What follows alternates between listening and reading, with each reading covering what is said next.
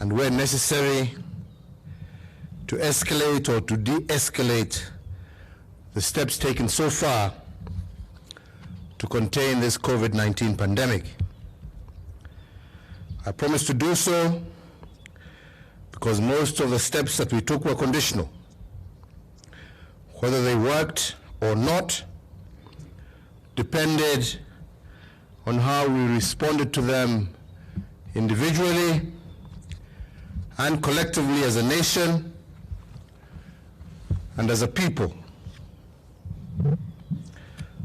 Well, today I'm happy to note that the majority of Kenyans have exercised a reasonable level of pandemic and civic responsibility in observing the COVID-19 protocols. They have embraced the fact that it is not enough for government to upscale its efforts if citizens also do not upscale their engagement as well. They understood that indeed a challenge like COVID-19 requires citizens to partner with their governments in finding solutions to contain such a challenge.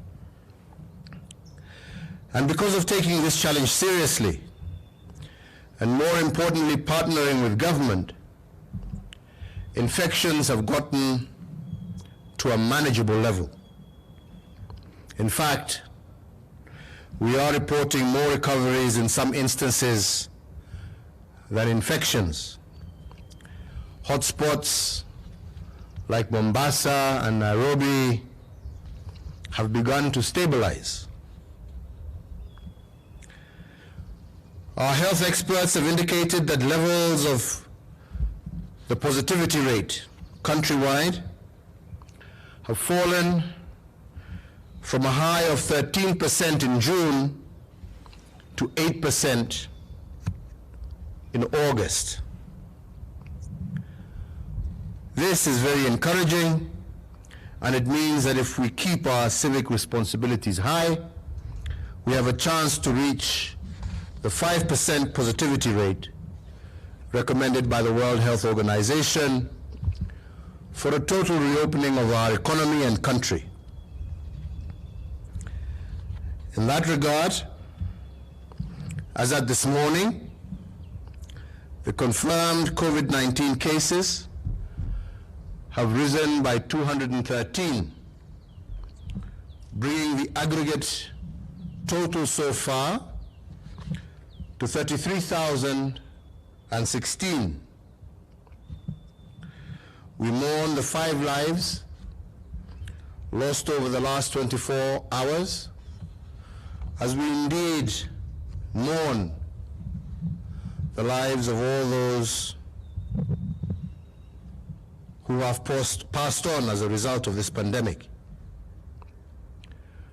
Amid this tragedy, we are also remarkably thankful to God that we have, over the same period of 24 hours, recorded 241 recoveries, bringing our total number of recoveries to 19,296.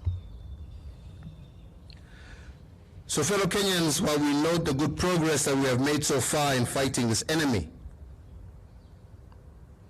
we must also acknowledge that this positive news is not a license for us to drop guard and backslide from our path of responsibility. Indeed, as I have mentioned in the past, we are fighting a war against an invisible enemy, and as we enter the 6th month of this war, we are also entering into a phase that is now being commonly referred to as the fog of war. In this phase, the combat arena is foggy, and in this fog war, the first instinct is that of self-preservation.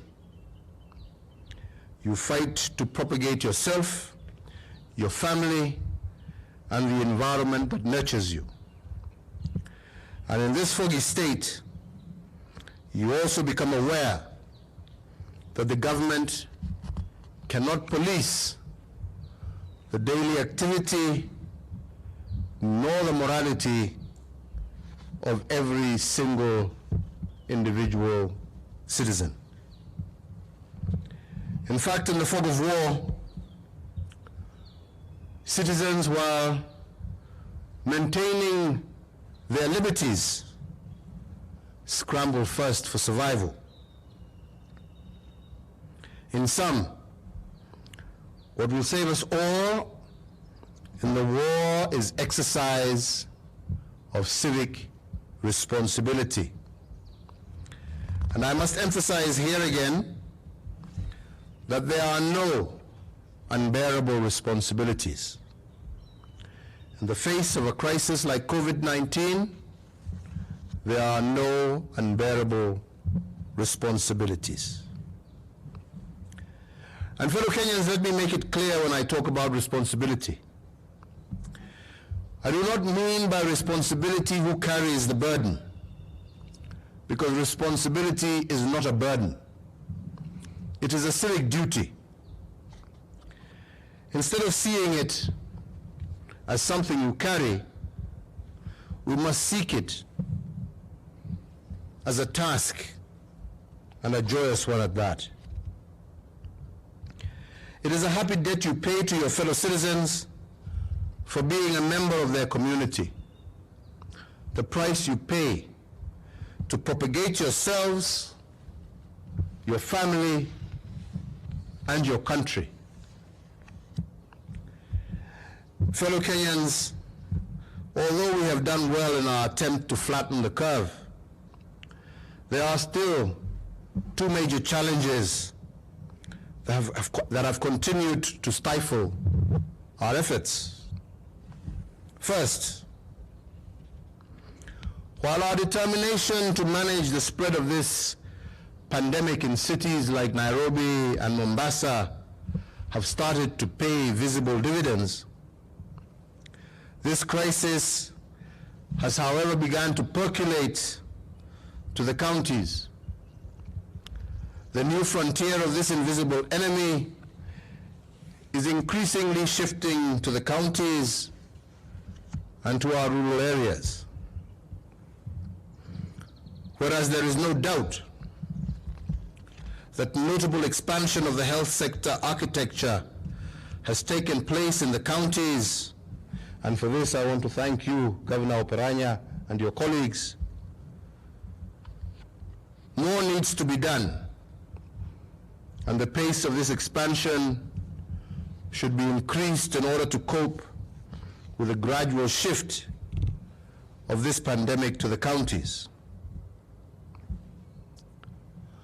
So therefore, dear friends, given this challenge, but also the need for us going forward to anchor universal health coverage in the expanding health architecture, I today direct as follows. And the first is that the Cabinet Secretary for Health, acting jointly with the Chairperson of the Council of Governors, shall constitute a national reference group on COVID-19 to review the efficacy of our response to this pandemic so far. The group should record lessons learned and feed them back into the sector nationally, but also in the counties.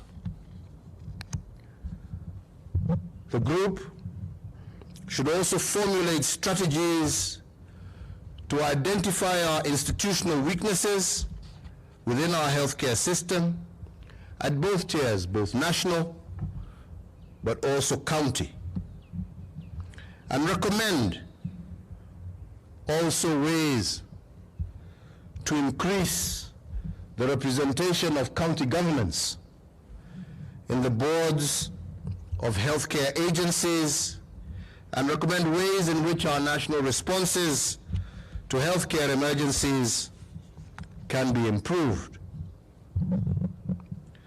The same National Reference Group on COVID-19 should position healthcare as a driver also to our manufacturing sector and our agenda by ensuring that preference is given to local manufacturers in the procurement of pharmaceuticals and non-pharmaceutical products, not just for this pandemic, but also taking into cognizance our universal health care agenda.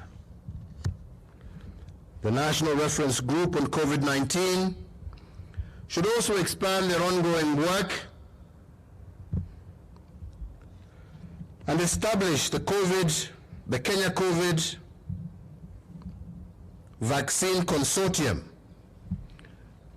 so that our research institutions, which are already doing great work, can now come together, bringing on board all relevant stakeholders locally, but also partnering with those internationally, and together sharpen their focus on the development as well as the testing of COVID-19 vaccines locally here in Kenya and for our region.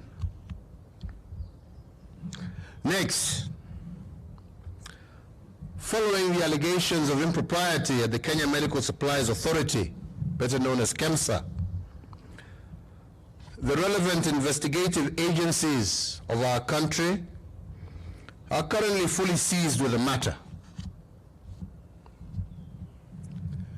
However, given the compelling public interest on the matter, the relevant agencies should expedite their ongoing investigations and conclude the same within 21 days from the date hereof.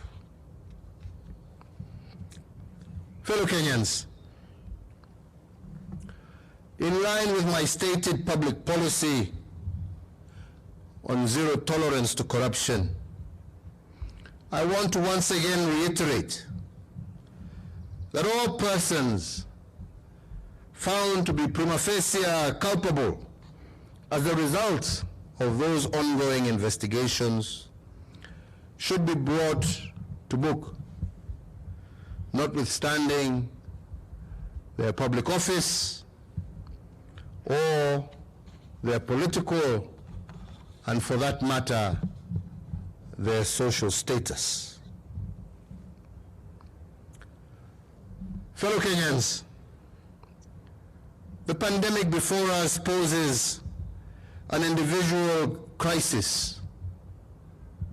It poses a health crisis, but it also poses an economic crisis. If the cure for this crisis is civic responsibility, and indeed, I do believe we have and are doing well in that area, there are some good returns as well from our economic sector. While this pandemic continues to present us with various unprecedented challenges, we must also always remember that Kenya is a work in progress. And that is why, even as we face the challenges before us, we must also celebrate the good returns, even as we continue to battle the challenges before us. Since March of this year, I have given 10 addresses over the COVID-19 pandemic, and today marks the 11th one. And in the 10 addresses, I have made certain directives to cushion our economy and enhance the purchasing power of our people. The most notable one is the tax cuts that we announced at the very beginning of the pandemic in March of 2020. Those tax cuts have put a total of 47.8 billion shillings in the pockets of Kenyans. This, added to the additional 14 billion shillings of VAT refunds that I directed in the same month of March. We have in addition ensured that tens of thousands of Kenyans in need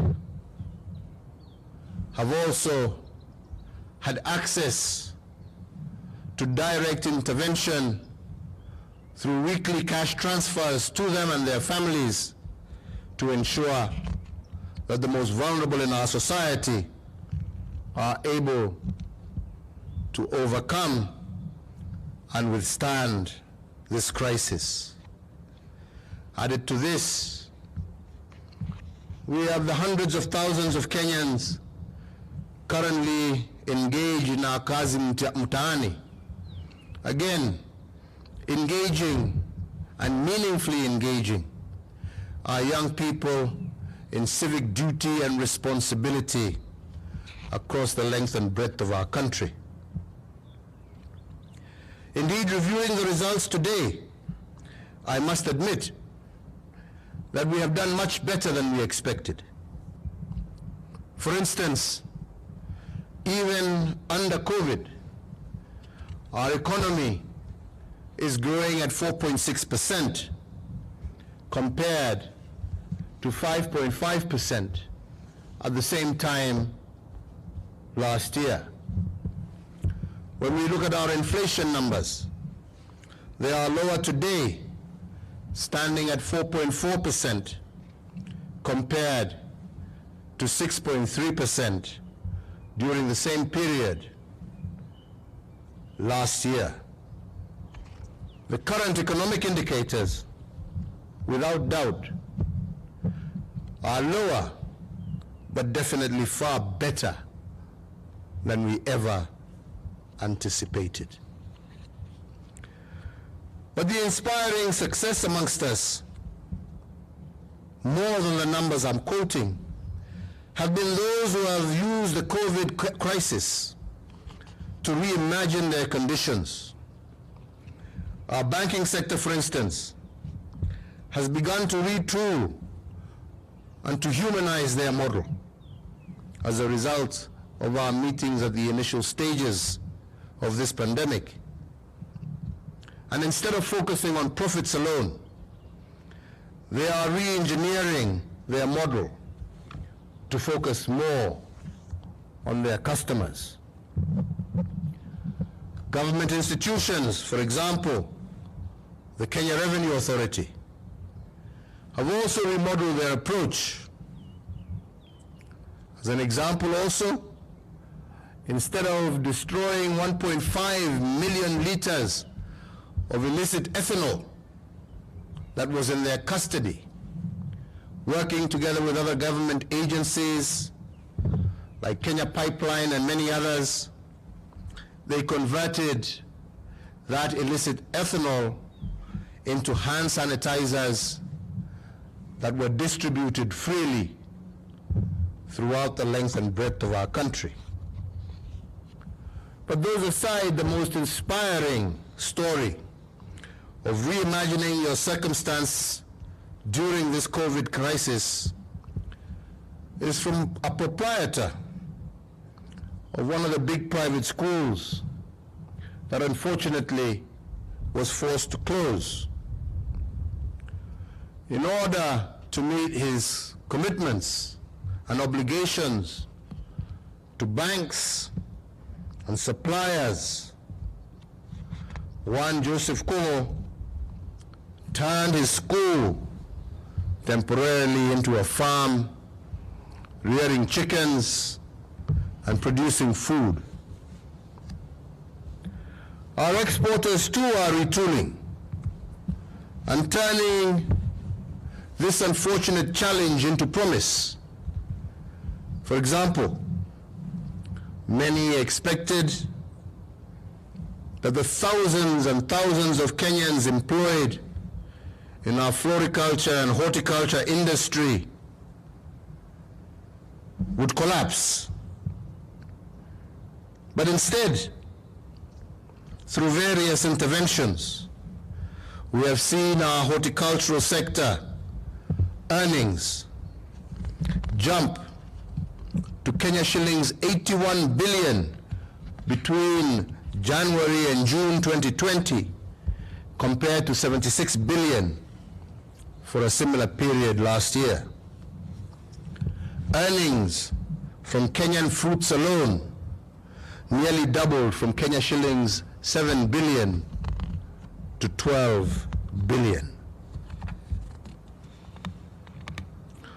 What these examples of retooling businesses in times of crisis teaches us is that a crisis represents both a danger but also an opportunity. And those who horrify themselves with danger, unfortunately, will not survive. But those who choose to exploit the opportunities presented by the crisis become the new heroes of the moment. We have seen young men and women across the breadth of our country engineer making ventilators, making beds for our hospitals. These, without doubt, are the heroes of the moment. Fellow Kenyans, in order to secure the achievements that we have made so far and to build on them in the future, I now today, once again, further order and direct as follows. 1, that the Cabinet Secretary for Interior Coordination of National Government, in conjunction with the Chairperson of the Council of Governors, shall in 3 weeks convene an inclusive national consultative conference to review our national and county COVID-19 response so far, and together with all stakeholders, we chart Kenya's post-COVID future, because this is a future that we can see if we continue with our civic responsibility. Number 2, the closure of bars and nightclubs shall continue for a further 30 days. However, the prohibition against the sale of alcohol by licensed hotels with residents is today vacated. In the next 30 days, I have also directed that the Ministry of Health, in conjunction with all bar owners, will develop self-regulating mechanisms as part of their civic responsibility to their clientele in order to allow their resumption. 3, that the closing time for restaurants and eateries be and is hereby varied by 1 hour from 7 p.m. to 8 p.m. effective the 27th of August 2020.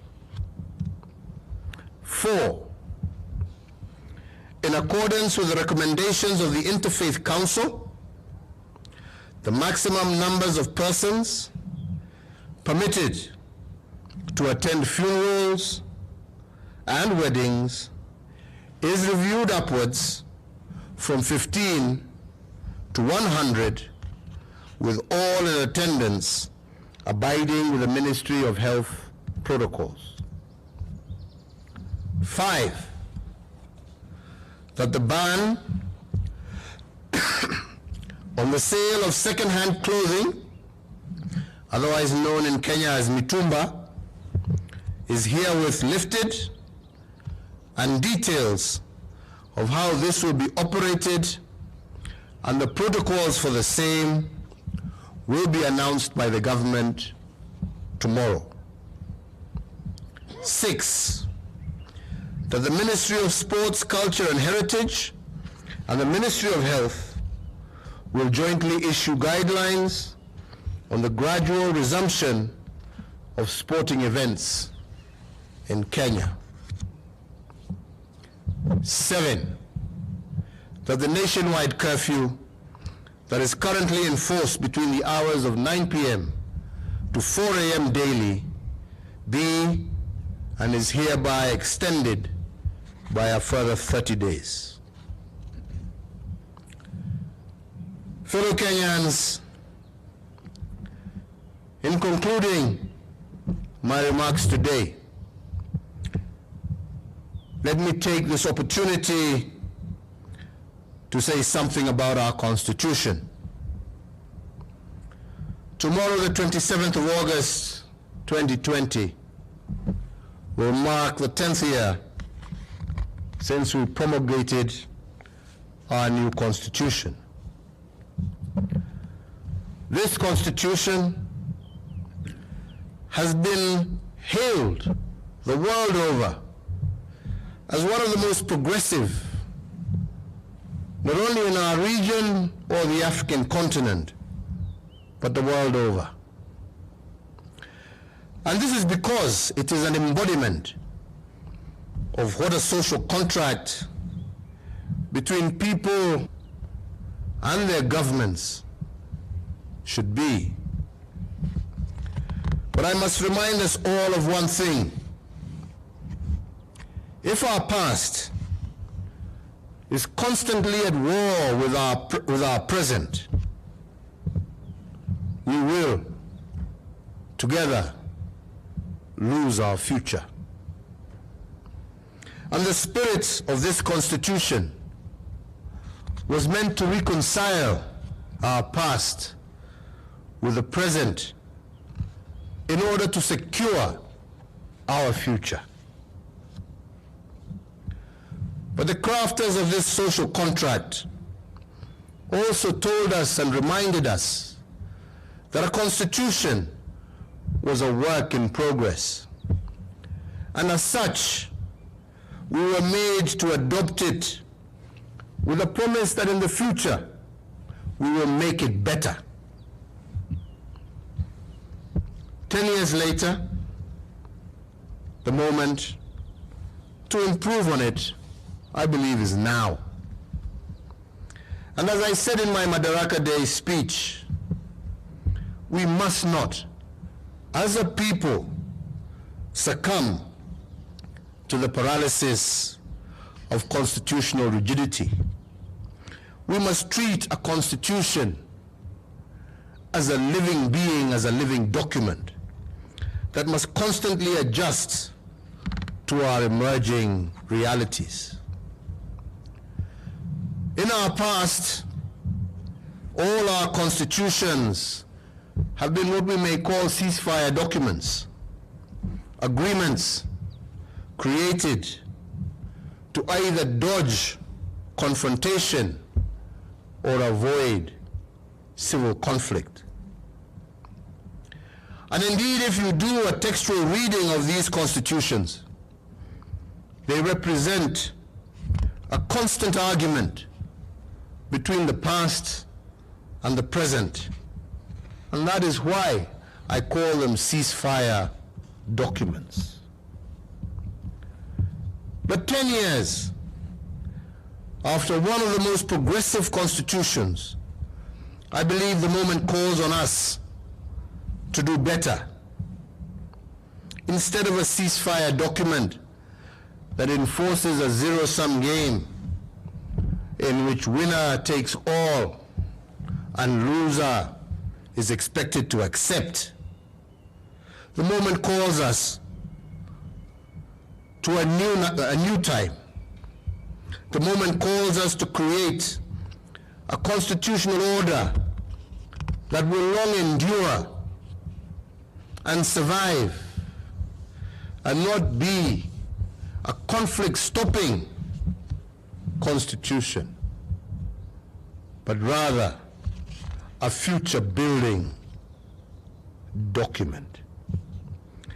And on this, I want to emphasize to all of us that we must not go down a path of populism today, but let us choose a bold path, a path that will assure each and every Kenyan, regardless of where they come from, their social background, their ethnic background, their religious background, assure every Kenyan of sustained peace, security, and shared economic responsibility. Finally, fellow Kenyans, if we view our health crisis indeed first and foremost as a health crisis, but also switch our view and ask ourselves that this can also be looked at not just as a danger, but an opportunity, I do believe that we can completely rearrange our country.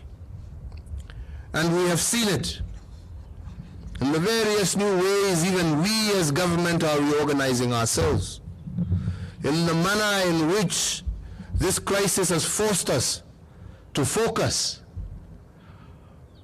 on the most disadvantaged in our country, in the health clinics that we are building in our informal settlements, in the roads that we are building in our informal settlements where the majority of our people live, in the opportunities through Kazi Mtaani and many other government programs that we intend to initiate to support our young people, in the manner in which we are also reorganizing our government to take advantage of digital technology in the performance of our work and in our outreach.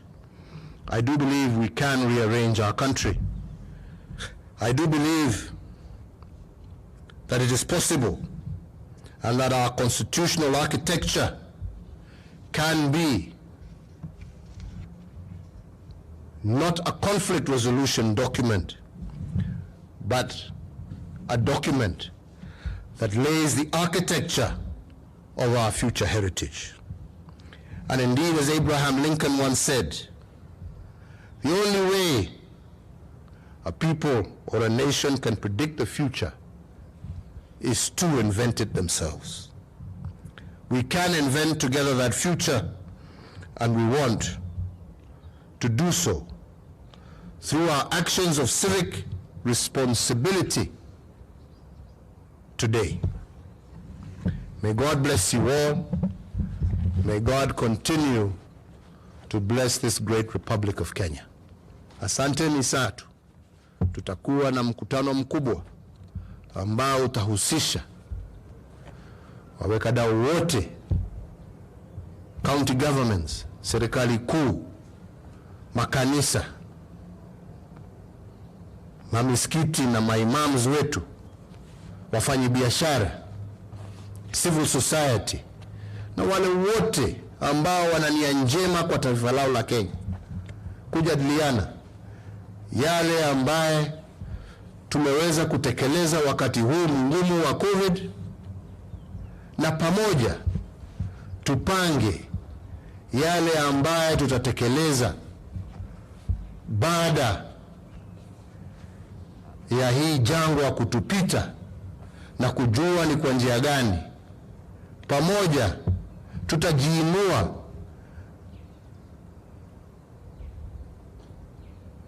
na tusongeshe taifa letu mbele. Na hiyo ndiyo jukumu letu. Na mimi nasema kwa wote, serikali yangu na msimamo wake uko, na sitabanduka ama kupinduka. Tumesema njia ya kuhakikisha ya kwamba tumeunda nchi ambaye itastahimili miaka na miaka na miaka baada ya sisi wengine kuwa tumewacha dunia hii, ni kuhakikisha ya kwamba tutatenda yale yote ambaye ni ya haki, na hayo haitafanywa kwa maneno duni ya siasa ya kujijenga leo. Yatatendwa na vitendo vya serikali zote mbili, serikali kuu na serikali zetu za mashinani, yale ambayo yatatendwa na viongozi wetu wa makanisa, yale ambayo yatatendwa na wakulima wetu. Maneno matupu haijengi taifa. Vitendo ndivyo vitaamua Kenya ya kesho itakuwaje. Wakenya tushirikiane, tupendane, tushikane, tuache chuki, tuache kutumia siasa kama mpira wapata nipotee. Tunataka sisi wote tupate. Tunataka sisi zote tuishi kwa amani. Tunataka sisi zote tuishi kwa umoja. Tukipigana na ufisadi, tupigane na ufisadi, na tupigane kwa njia haki. Na tukifanya hivyo, matokeo ya yale ambayo tutafanya kwa vitendo vyetu ndivyo vitahakikisha ya kwamba tuko na nchi ambayo sio sisi ambao tuko leo, lakini hata vizazi vijavyo vitasherehekea kusema ya kwamba tuliwaachia msingi wa taifa ya furaha na busara. Mungu awabariki na Mungu aendelee kuilinda taifa letu la Kenya. Asante sana.